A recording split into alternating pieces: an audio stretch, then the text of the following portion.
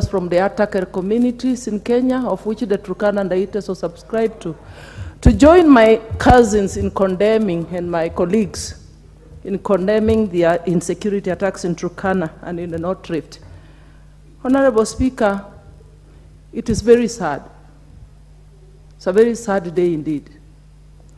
And probably the questions we should be asking this is, does it mean that there's nothing this government can do to arrest the situation once and for all? Are we that helpless? Are we that helpless as a country? What will it take the government to stop and restore peace in the northern region?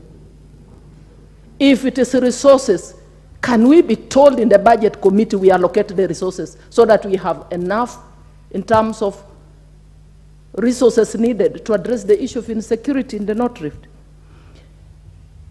I remember in January 28 when the CS himself visited the region. After he left, there were several attacks in Turkana and other surrounding areas. So I want to join Honorable Meli, who has just alluded to the fact that this insecurity is not only affecting Turkana or the northern regions, it's affecting the entire country. As we sit here as leaders, each one of us, we have lost our constituents. I remember from the time of Baragoi, I buried so many of my youths. And those who survived resigned, never went back to serve the nation in their capacity as soldiers.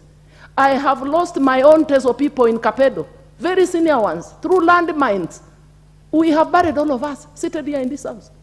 And we continue to speak about insecurity.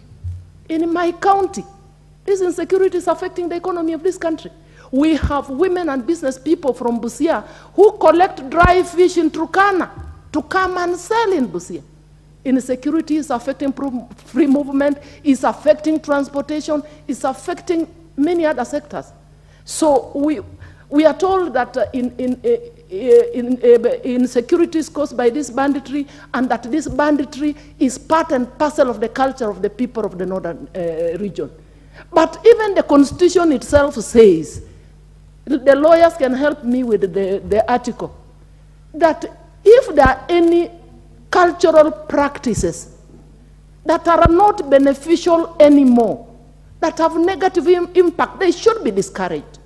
So if banditry is a matter of culture, something can still be done about it. But it is very unfortunate and it is sad at this era and age that this country continue to speak about insecurity. I think something has got to be done. Honorable Kindiki, I know you're listening to us, you are trying, but I want to tell you, try harder. Do something to address the issue of insecurity in Northern. Thank you, Honorable Speaker. Honorable Beatrice Elachi. What about gender? Thank you, Mr. Speaker. Today I want to thank you first, so that now men can understand why when we are in a house of 290 and you are only a few, this is how sometimes we feel. But having said that, Mr. Speaker, I rise to also...